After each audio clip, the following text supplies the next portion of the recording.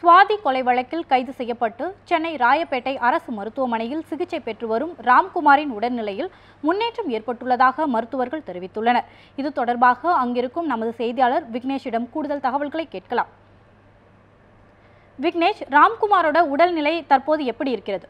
சுவாதி கொலை வழக்கில் கைது செய்யப்பட்டு ராயப்பேட்டை அரசு மருத்துவமனையில் சிகிச்சை பெற்று வரும் ராம்குமாருக்கு 24 மணி நேரமும் சிகிச்சை அளிக்க மருத்துவர்கள் இங்கு உள்ளனர். அதாவது மயக்கவியல் நிபுணர் மற்றும் காது மூக்கு தொண்டை நிபுணர் உள்ளிட்ட 7 பேர் கொண்ட மருத்துவ குழு 24 மணி நேரமும் ராம்குமாருக்கு சிகிச்சை அளிக்கும் வகையில் தயார் நிலையில் உள்ளன. அது மட்டுமின்றி அடிக்கடி, அதாவது 24 மணி நேரம் இடைப்பட்ட நேரத்தில் அடிக்கடி சென்று ராம்குமார் உடல்நிலை எப்படி உள்ளது என்பது குறித்து சோதனை மேற்கொண்டு வருகின்றனர். அதாவது கடந்த 24ஆம் தேதி சுவாதி கொலை வழக்கில் கைது செய்யப்பட்ட ராம்குமார் நேற்று முன்தினம் இங்கு அனுமதிக்கப்பட்டார். அதை நேற்று எழும்பூர் குற்றவியல் நீதிமன்ற நீதிபதி ராம்குமாரை விசாரித்த நீதிபதி கோபிநாத் அவரை வரும் 18ஆம் தேதி வரை நீதிமன்ற காவலில் வைக்க உத்தரவிட்டதை அடுத்து இங்கு ஏராளமான காவல்துறையினர், அதாவது 24 மணி நேரமும் துப்பாக்கி ஏந்திய காவல்துறையினர் இங்கு பாதுகாப்பு பணிகளில் ஈடுபட்டு வருகின்றனர். இந்நிலையில் ராம்குமாருக்கு தீவிர சிகிச்சை மேற்கொள்ளப்பட்டு வருகிறது. அவருடைய உடல்நிலை சற்று தேறி வருவதாக காவல்துறை தரப்பிலும் மருத்துவமனை தரப்பிலும் தெரிவிக்கப்பட்டுள்ளது.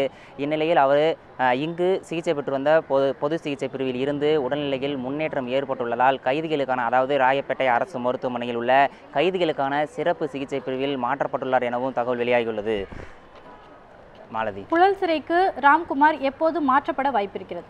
அதாவது மாலதி, ஒரு சாதாரண மனிதனுக்கு தையல் போட்டால் 7 நாட்களுக்கு பிறகுதான் அந்த தையல் பிரிக்கப்படும் எனவும் மருத்துவர்கள் தெரிவித்துள்ளனர். ராம்குமாருக்கு தையல் போட்டு 4 நாட்கள் ஆன நிலையில் இன்னும் ஓரிரு நாட்களில் தையல் பிரிக்கப்படும் எனவும் மருத்துவர்கள் தெரிவிக்கப்பட்டனர். அது மட்டுமின்றி தையல் பிரிக்கப்பட்ட பின்னரும் ராம்குமார் உடலில் முழு பரிசோதனை செய்யப்பட்ட பிறகு புழல் சிறைக்கு கொண்டு செல்லப்படுவார் எனவும் மருத்துவர்கள் தெரிவித்துள்ளனர். இந்நிலையில் அவருக்கு வழங்கப்பட வேண்டிய சிகிச்சை குறித்தும் 7 பேர் மருத்துவ குழுவினர் அடிக்கடி காவல்துறையினருக்கும் ஊடகத்திற்கும் தகவல் தெரிவித்து வருகின்றனர். இந்நிலையில் சற்று முன்னேற்றம் ஏற்பட்டுள்ள காரணத்தினால் இன்று அல்லது நாளையோ அவருடைய தையல் பிரிக்கப்பட்டு புழல் சிறையில் விரைவில் அடைக்கப்படுவார் எனவும் காவல்துறையினர் தகவல் தெரிவித்துள்ளனர். மாலதி, இந்த வழக்கை பொறுத்தவரை காவல்துறையினரோட அடுத்த கட்ட நடவடிக்கை என்ன விக்னேஷ்?